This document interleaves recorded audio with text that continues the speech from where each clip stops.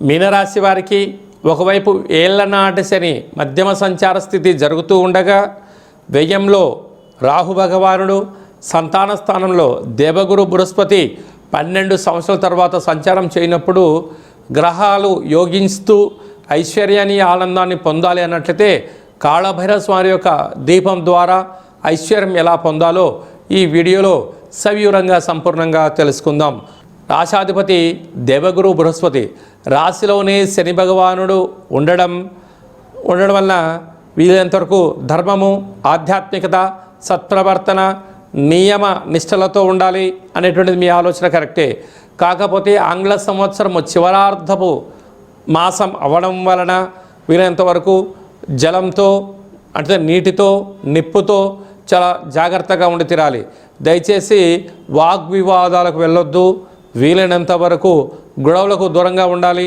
లావాదేవీలలో ఇబ్బందులు, వాహన ప్రమాదాలు, యంత్ర ప్రమాదాలు, ఆయుధ ప్రమాదాలు పొంచి ఉన్నాయి. అలాగా 12 సంవత్సరాల తర్వాత గురువు జలరాశిలో సంతాన స్థానంలో ఉండడం వల్ల వివాహమైన వారికి పుత్రిక సంతాన యోగము, పిల్లల యొక్క చదువులు, అభివృద్ధి యోగదాయకం. భాగ్యస్థానంలో ఏడాది తర్వాత రవి భగవానుడు కుజ శుక్ర సంచార స్థితి ఉండడం వలన వివాహ ప్రయత్నాలు కలిసి రావడం, భార్యాభర్తల మధ్య అన్యోన్యత, వీరి సంపూర్ణమైన స్థిరచరాస్తులు కొనుగోలు చేయాలనుకుంటూ ఉంటారు.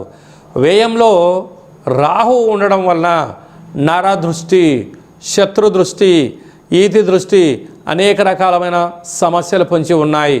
జలగండాలు పొంచి ఉన్నాయి. అసలే ఇది శీతాకాలం అవ్వడం వలన చల్లటి నీటికి, ఐస్ క్రీమ్స్కు దూరంగా ఉండి తిరగలగాలి. డీప్ ఫ్రిడ్జ్లో ఆహారాలు ముట్టుకోకూడదు. అలా ముట్టుకున్నట్లయితే మీకు పెరాలసిస్, నరాల బలహీనత, పంటి సమస్య, కంటి సమస్యతో అనేక రకాలైన స్కిన్ డిసీజ్ లాంటి చర్మ వ్యాధులు వచ్చే పరిస్థితి ఉంటుంది.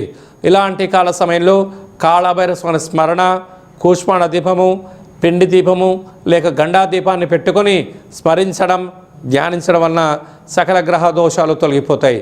సాఫ్ట్వేర్ ఉద్యోగస్తులు, హార్డ్వేర్ ఉద్యోగస్తులు, వ్యవసాయ సోదరీమణులు, హోటల్ వ్యాపారస్తులు, స్వర్ణకార్త వ్యాపారస్తులు, వస్త్ర వ్యాపారస్తులకు ఇది చాలా మంచి కాలం ఉందని చెప్పి కూడా గమనించగలగాలి.